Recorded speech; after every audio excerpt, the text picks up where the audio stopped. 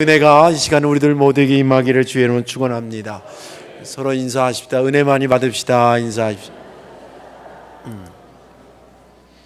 유아실도 할렐루야. 아무도 안 쳐다보네. 유아실 할렐루야. 아유 할렐루야. 자주 못해도 늘 관심 있다는 거 기억해 주시길 바라요. 예.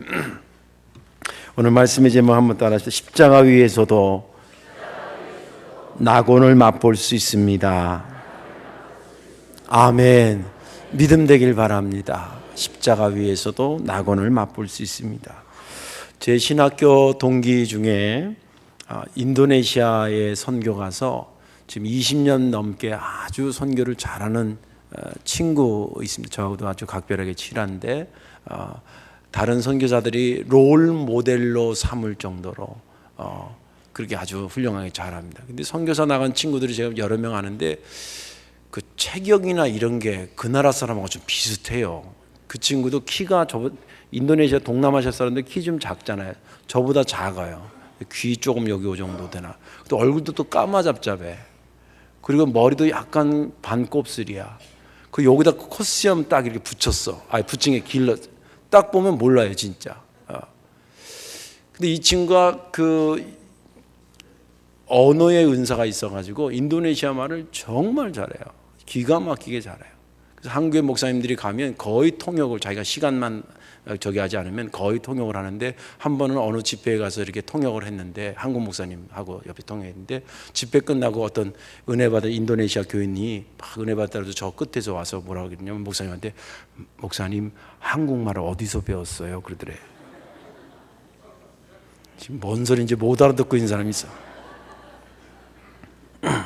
들을 귀 있는 자는 들을지어다. 근데 그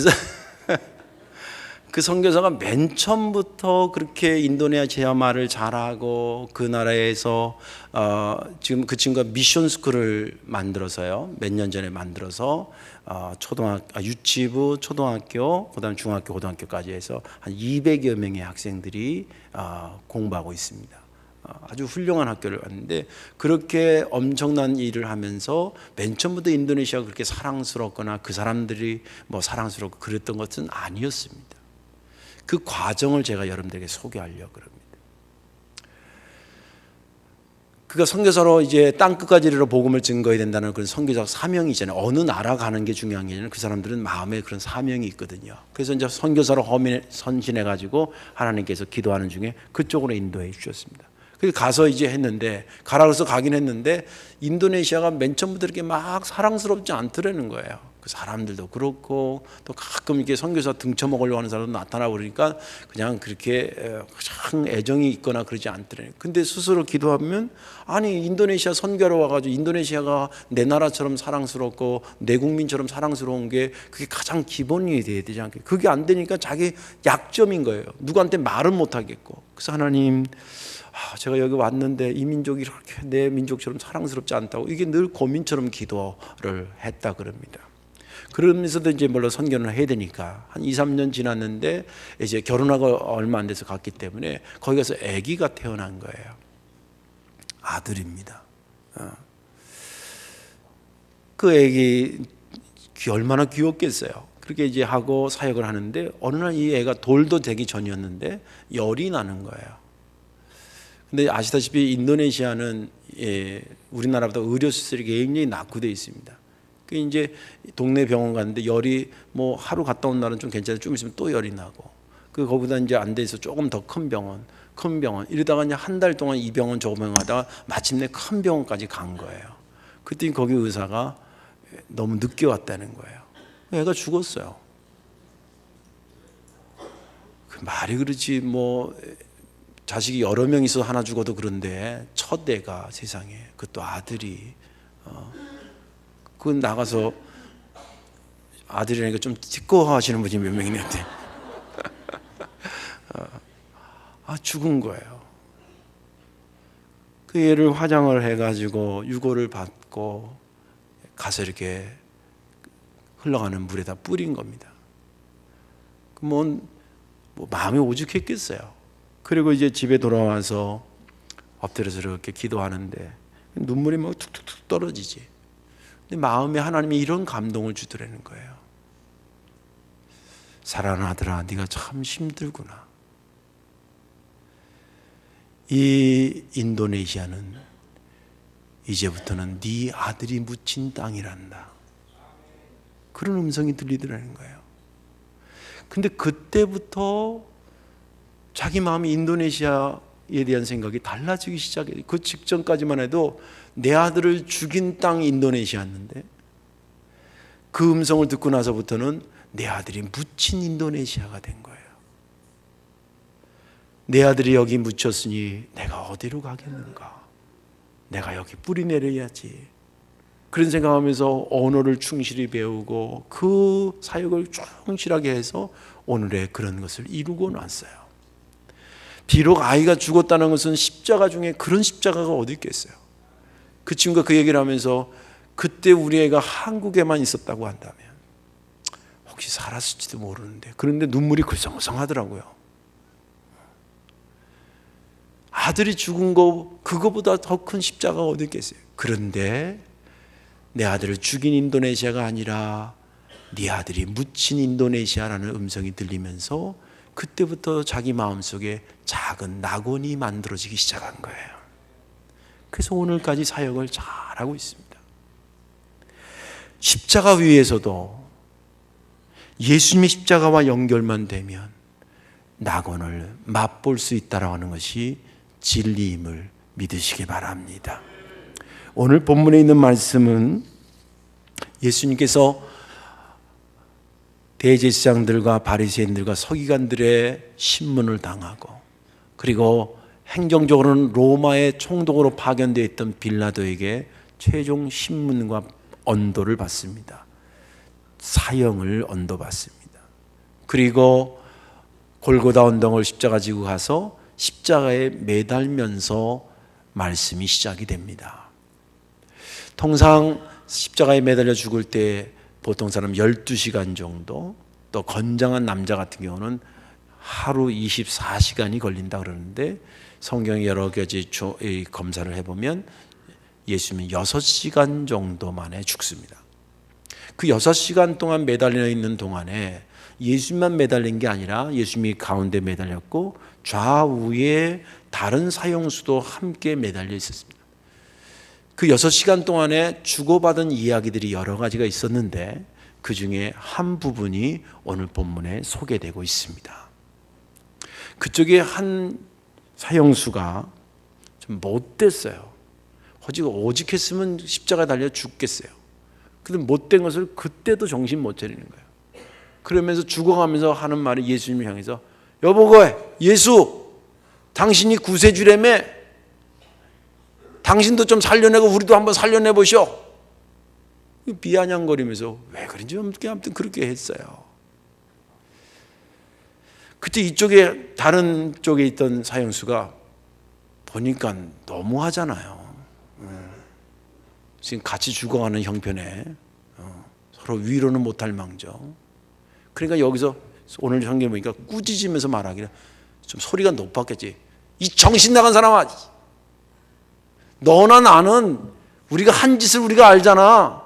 그래서 우리가 십자가 달려 죽는 건데, 내가 이 양반 보니까 이 양반은 죄도 하나도 없더만 억울하게 죽는 거예요. 억울하게 죽는 거예요. 정신 나간 소리 하고 있어. 그러더니 갑자기 톤을 딱 낮춰서 가운데 계신 예수님한테 이렇게 얘기를 합니다. 예수여,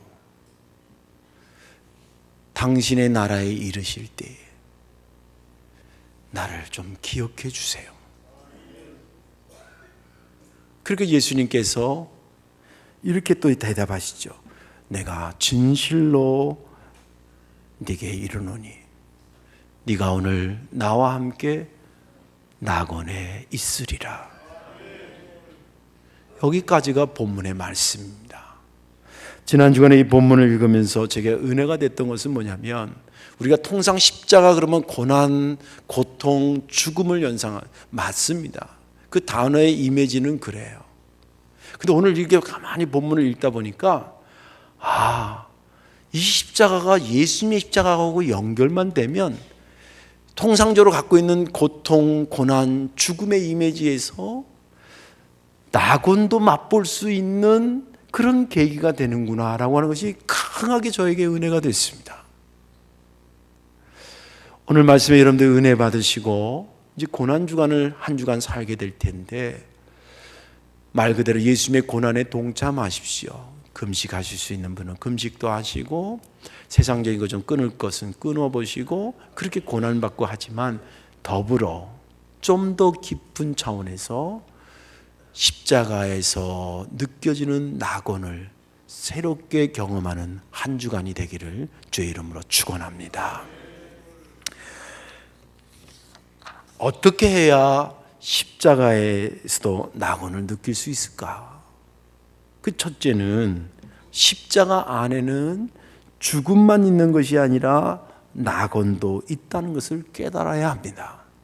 십자가 안에는 죽음만 있는 것이 아니라 고통만 있는 것이 아니라 고난만 있는 것이 아니라 낙원도 함께 있다라고 하는 것을 깨달아야 합니다.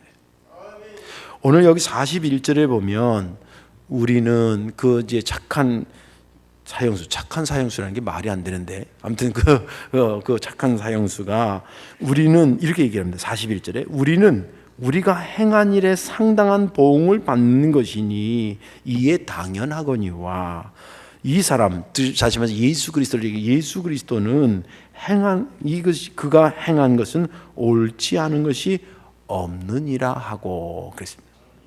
여기 보면 이 사람이 무슨 조직적으로 조리 있게 표현을 못했지만 이 사람이 뭔가 두 종류의 십자가를 보고 있음을 말해주고 있습니다. 어떤 십자가냐면 하나는 자기들처럼 자기가 죄를 지어가지고 지게 되는 마치 그것에 대한 상응하는 범죄의 형량으로 지는 십자가가 있고 다른 하나의 십자가는 뭐냐면 본인의 죄는 하나도 없는데 그럼에도 불구하고 원망하거나 막 하면서 그렇게 지는 십자가 아니라 그것을 기꺼이 받아들이는 예수님이 지는 그런 십자가 있다라는 두 가지를 보면서 깜짝 놀란 거예요. 왜냐면요 여기 죄져가지고 형량 받아가지고 죽은 십자가 달려 죽게 된 형량인 사람들 중에서도 막 죽으면서 억울해하는 사람이 있어요. 내가 그때 한 명밖에 못 죽였는데 내가 그 집이 확 다 죽여버려야 되는데 이렇게 생각하는 사람도 있고 그렇죠? 그리고 가끔 우리나라도 그러잖아요. 그저 범죄하면 억울하다. 뭐가 억울해? 내가 목표가 20명 죽이기로 했는데 5명만 죽이다가 붙잡힌다. 억울해. 이런 놈도 있잖아요. 그리고 또 어떤 새끼가 나를 갖다 고발하는 바람에 내가 발각돼가지고 죽는데 억울해 그걸 그냥 진작 잡아서 이런 사람도 있네. 자기 죄 때문에 자기가 죽어도 억울해하고 있는데 아니 가운데 계신 저 양반을 보니까 자기 죄로 죽는 게 아닌데도 억울해하거나 무슨 저주하거나 왜냐하면 그 십자가에서 여러분 하신 말씀 예수님이 하신 말씀이 있잖아요. 아버지여 저들이 하는 죄를 알지 못합니다. 저들의 죄를 용서하옵소서. 이 얘기 다 듣잖아 지금 옆에서 다 들은 거 아니에요. 다른 종류의 십자가가 있는 것을 본 거예요. 그러면서 여기에 매료되기 시작했습니다. 마치 진주를 발견한 것 같은 거죠. 그래서 거기에 올인하기 시작합니다. 여러분들 어디 길 가다가 그럴 일은 거의 없겠지만 5만 원짜리 하나를 발견했다고 생각해 보세요. 그럼 가장 먼저 뭐 할 것 같아요?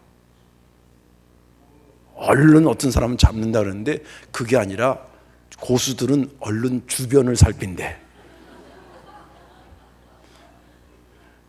그런 다음에 뭐 한다는데 아니 십자가 상이긴 하지만 전양반의 십자가는 자기들이 지는 십자가는 뭔가 다른 세상이 저기 있는 거예요. 그래서 거기에 올인하면서 그가 고백하기를 뭐라 그러냐면요 42절입니다.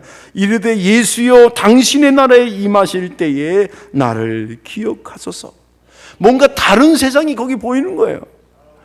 자기가 지는 십자가에서 보이는 것은 일반적인 사회 세상만 보이는데 주님이 십자가 달려 돌아가면서 원망하지 않으면서 그것을 감당하는 자기 죄도 없는데도 그렇게 하는 걸 보면서 저긴 다른 세상이 있는 걸 보이고 그 다른 세상에 자기가 좀 들어갔으면 좋겠다는 영어 성경에 보면 into 이렇게 돼 있습니다. Into your kingdom 이렇게 돼 있어요.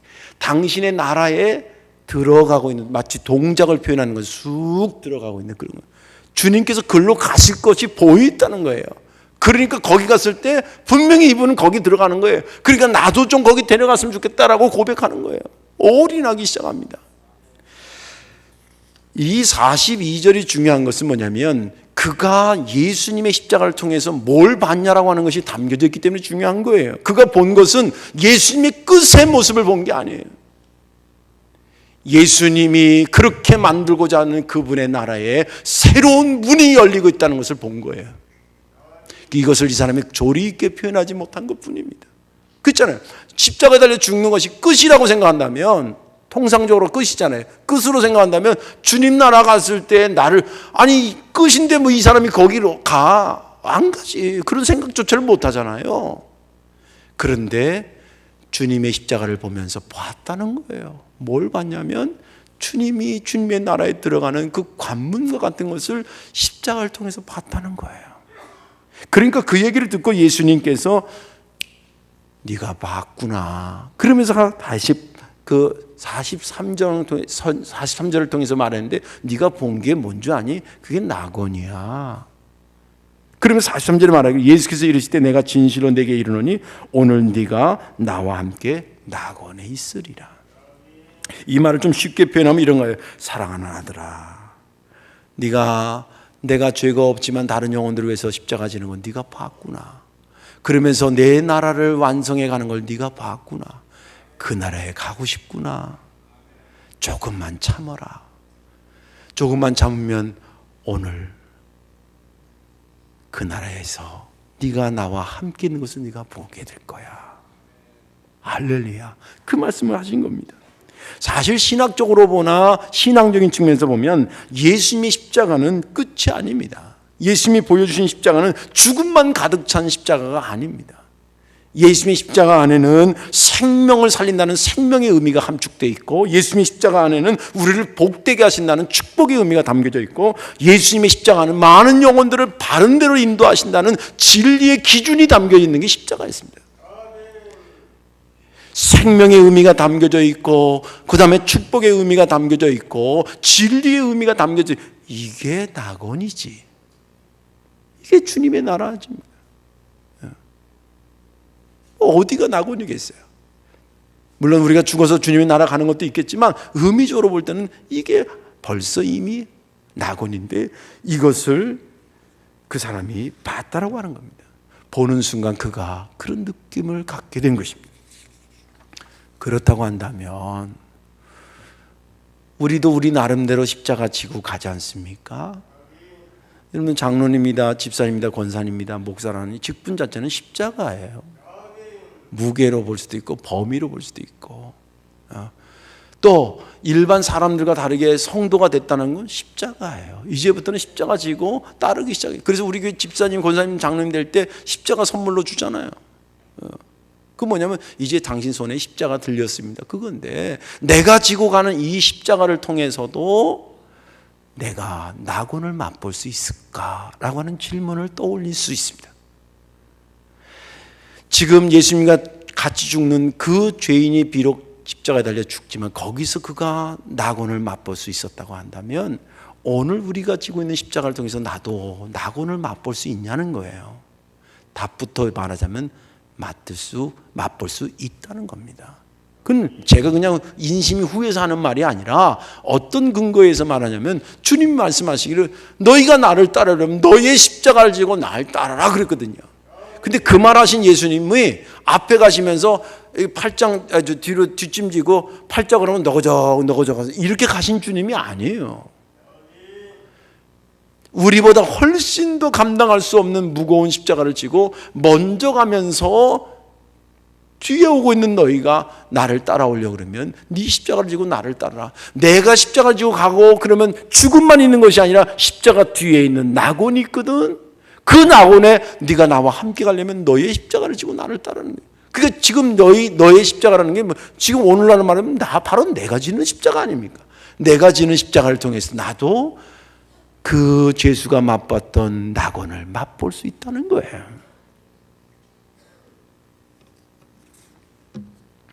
좀 더 쉽게 얘기하면 이런 겁니다. 한 인생을 사는 사람들이 있어요. 뭔 사람이 한 인생을 살죠. 어떤 사람은 순 자기만 알아. 눈물 한 방울 없어. 헌신, 봉사, 나불거리지 말라 그래. 관심도 없어. 오직 자기만을 위해 살아. 그렇게 살다 간 인생이 있어요. 반면에 어떤 사람은 자기에게 주어진 것을 십자가로 여기고 사명으로 여기고 어떻게든지 남을 위해서 헌신하고 주의 영광을 위해서 힘쓰고 그렇게 사는 인생이 있어. 그런데 그 인생을 두루 비교했더니 누가 낙원을 맛보고 사는 삶이요? 편하게 산 걸로 보면 이게 낙원을 맛보는 것 같은데 우리가 인생을 평가할 때 이 사람이 낙원을 맛보고 사는 것 같이 보이냐고요. 자기에게 주어진 것으로 최선을 다하고 영광을 드러내고 충실하게 그것을 감당한 그 사람이 낙원의 삶이요 향기나는 삶이 아닙니까?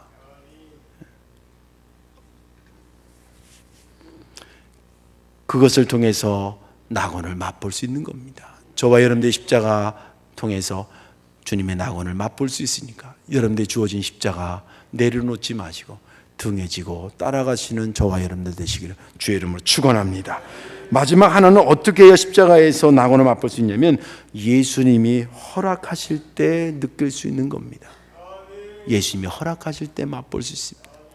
오늘 여기 본문에 보니까 43절에 예수께서 이르시되 내가 진실로 내게 이르노니 오늘 네가 나와 함께 낙원에 있으리라 하시니라. 이 43절을 유심히 보면 지금 십자가에서 달려 골고다 언덕에서 십자가에 달려 죽는 사람이 몇 명이냐면 예수님 포함해서 총 3명이에요. 근데 예수님이 말하기를 낙원에 이를 거라고 하는 사람이 복수형이 아니라 단수형으로 쓰고 있어요. 네가 나와 함께니까 한 명은 어떻게 됐다는 거예요? 안타깝지만 낙원에 이르지 못하는 거예요. 왜 그 사람이 낙원에 이르지 못한 것일까? 또 반대로 그럼 주님과 함께 낙원에 이른 사람은 대체 어땠길래 낙원에 이르게 됐을까? 이 다른 사람보다 착한 일을 많이 해서 그럴까? 착한 일을 많이 할 수가 없어요. 십자가대로 지금 매달려 있는데 언제 내려가서 뭘 어떻게 하고 와? 그리고 내려간다고 해서 내려갈 수도 없지만 내려간다고 로마 그 병사들이 내려오게 하지도 않아. 그런데 그 성경에 쭉 보면 이 죄수들은 통상 다리를 부러뜨려요. 나중에 다리를 부러뜨려. 그 왜 그러냐면 아까도 얘기한 것처럼 사람이 죽으면 한 12시간 걸린다 그러잖아요. 근데 앞에서 이렇게 보초 쓰고 있는 사람 입장에서 12시간 쓰려니까 힘들지 않아요? 힘들잖아요. 한 8시만 하고 가고 싶거든. 근데 가려니까 죽은 것 같기도 하고 안 죽은 것 같기도 하고 아리까리 하는 거예요. 기운은 없어 보이는데 툭 쳐보니까 아직은 살아있어. 더 기다리니까 힘들어. 귀찮아. 그러니까 다리를 부러뜨리는 거예요. 근데 예수님의 경우들은 시간 됐는데 벌써 돌아가셨어. 그 다리 부러뜨릴 필요가 없어가지고 그냥 확인 사살하듯이 창으로 옆구리 심장인대로 찔렀다고 성경 그래서 그런 거예요. 그러니까 거기서 내려올 수가 없어. 그러니 이 사람도 못 내리고 저 사람도 못 내려서 나와서 착한 일을 뭐 많이 해? 그 삶이 얼마나 흉악하게 살았으면 세상에 그 당시지만 그래도 사형수로 이렇게 사형을 시키겠어요. 내려가서 어떻게 착한 일을 할 새가 없어. 근데 하나는 낙원에 이르고 그 상황에서 하나는 낙원에 이르지 못했다는 거예요. 그 뭐 때문에 뭐가 다르고 어떤 차이가 있는 거예요? 예수님에 대한 입장의 차이가 있었던 거예요. 이쪽에 있었던 강도는 사형수는 예수는 당연히 죽을 자요. 그러니까 거기서는 십자가에 보면 죽음만 보이는 거지. 메시아라고 사기치다가 잡혀 죽인 자로 이렇게 보는 거예요. 그런데 이쪽에 낙원에 함께 있었던 사람의 관점에서 볼 때는 이분처럼 억울한 분이 없는 것처럼 보이는 거예요. 세상에 그런데도 거기다 대고 막 화를 내지도 않아. 다 받아들여. 그리고 하나님과 막 그 십자가 위에서 대화하셔. 그리고 그것을 기꺼이 받아들이고 그걸 보면서 아까도 얘기한 것처럼 다른 세상에 있는 그것의 주인으로 보이고 내 영혼도 맡기면 충분히 받아주실 것 같은 그런 분으로 보인 거예요.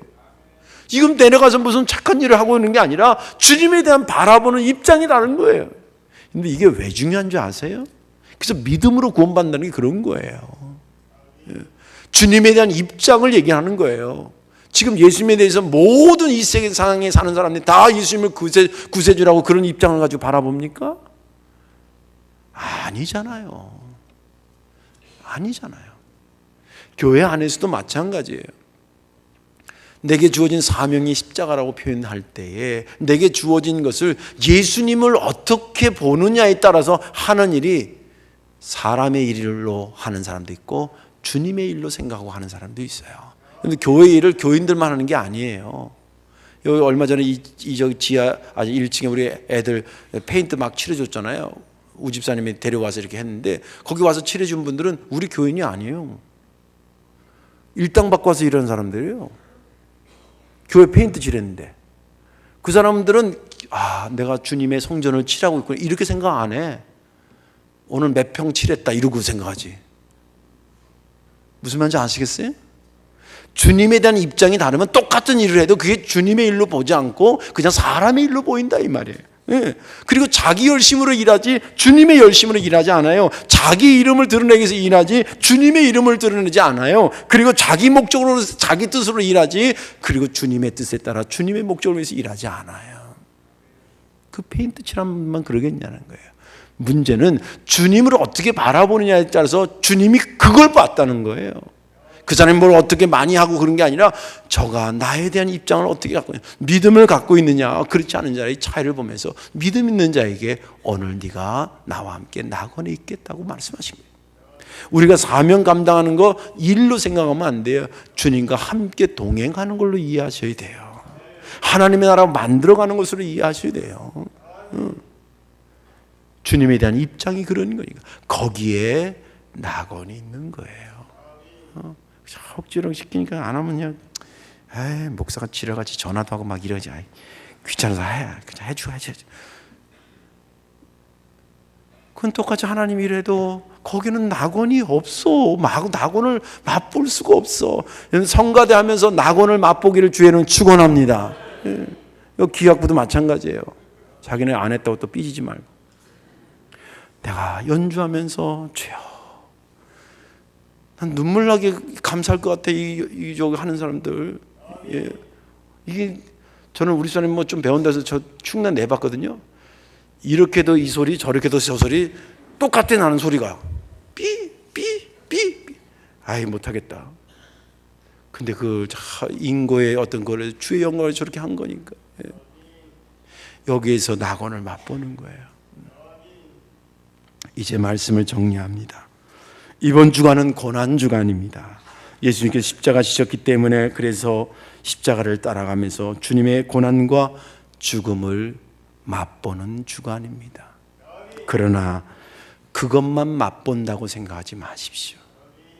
주님의 고난, 주님의 십자가, 내 십자가 잘 만나기만 하면 고난을 느끼면서 동시에 주님의 나라인 낙원을 맛볼 수 있다는 것을 잊지 않기를 바랍니다. 오늘 이 장식되어 있는 꽃을 한번 보세요. 주 소재가 뭔 것 같아요? 십자가인데 십자가를 뭐로 만든 것 같아요? 가시로 만들었죠. 근데 가시하고 가운데 지금 백합이 있잖아요. 백합 맞죠? 이렇게 했는데 뭔가 좀 어울려요, 안 어울려요? 독립적으로 볼 수도 있지만 이 가시와 백합이 어울려서 한 작품이 되잖아요. 어쩜 제 설교랑 딱 맞는지 몰라. 가시만 보면 막 찌르는 건데 그것이 엮여져서 십자가가 되고 백합하고 함께 하니까 하나의 작품이 되는 거예요. 그래서 사람이 감동받았다는 게 낙원 아니겠어요? 저와 여러분들이 주님, 나의 십자가를 통해서도 주님의 낙원을 맛보게 하옵소서, 그 주인공 되게 하옵소서 기도하는 한 주간 되시기를 주의 이름으로 축원합니다. 기도하겠습니다. 존귀하신 아버지 하나님, 감사와 영광을 돌리옵나이다. 십자가에 달려 생명에 꺼져가는 순간이었지만 그제라도 깨닫고 주님의 십자가의 의미, 주님이 십자가를 통해서 펼치려고 하는 주님의 나라를 바라보고 거기에 올인하며 그 나라에 자신을 심었던 사람이 비록 고난 속에서 있었지만 죽음을 향해 가고 있는 중이었지만 그곳에서 낙원을 맛보게 된 것을 오늘 말씀을 통해 보게 하시니 감사합니다. 우리에게 주어진 사명, 힘들고 땀나는 일이고 정말 고통스러운 거지만 주여 이걸 통해서 주님의 낙원을 맛보게 도와 주옵소서. 예수님의 이름으로 축복하며 기도하옵나이다. 아멘.